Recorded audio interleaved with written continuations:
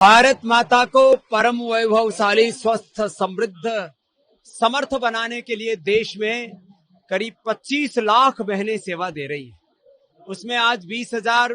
बहनों का संगठन एकत्रित हुआ नोएडा के सेक्टर 19 के इस ऑडिटोरियम में 21 जून के इंटरनेशनल योग डे की तैयारी के लिए, और आने वाले समय में 2 करोड़ बहनों को योग प्रचारकों के तौर पर, योग शिक्षकों के तौर पर जोड़ करके निशुल्क योग की कक्षाएं जब देश में चलेंगी तो देश स्वस्थ भी बनेगा, रोग मुक्त भी बनेगा, और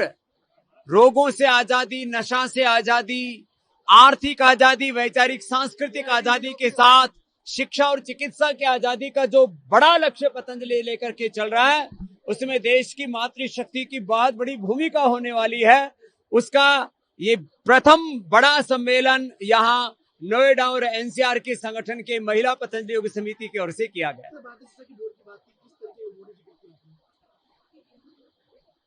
दुर्भाग्य से कोई भी सेंट्रल बोर्ड या जो स्टेट बोर्ड है, उन बोर्डों में हमारे सनातन धर्म और भारत बोध का समावेश नहीं है, और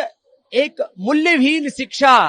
खाली एक तकनीकी शिक्षा, एक यांत्रिकी शिक्षा है, भाषाई बोध है, विषय का बोध है, लेकिन आत्मबोध, भारत बोध और सनातन बोध से वंचित वो शिक्षा व्यवस्था वो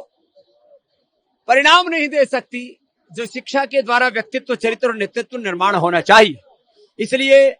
आजादी के 75 वर्ष बाद मोदी सरकार के हम कृतज्ञ हैं। श्रद्धेय नरेंद्र मोदी जी और देश के गृह मंत्री अमित शाह जी से लेकर के पूरी इस वर्तमान केंद्रीय सत्ता ने भारतीय शिक्षा बोर्ड का जो गठन किया है, उससे शिक्षा की आजादी का एक नया दौर शुरू होगा, और ऐसे व्यक्तित्व, नेतृत्व, चरित्र तैयार होंगे जिससे भारत का गौरव बढ़ेगा और एक ऐसे विश्व नागरिकों का निर्माण होगा जो विश्व में भारतीयता का गौरव बढ़ाएगी। मोदी जी का नेतृत्व, उनकी नीतियां, उनका व्यक्तित्व, उनका चरित्र इतना विराट है। इसके पीछे उन्होंने वर्षों की साधना की है, तपस्या की है, और इसी वजह से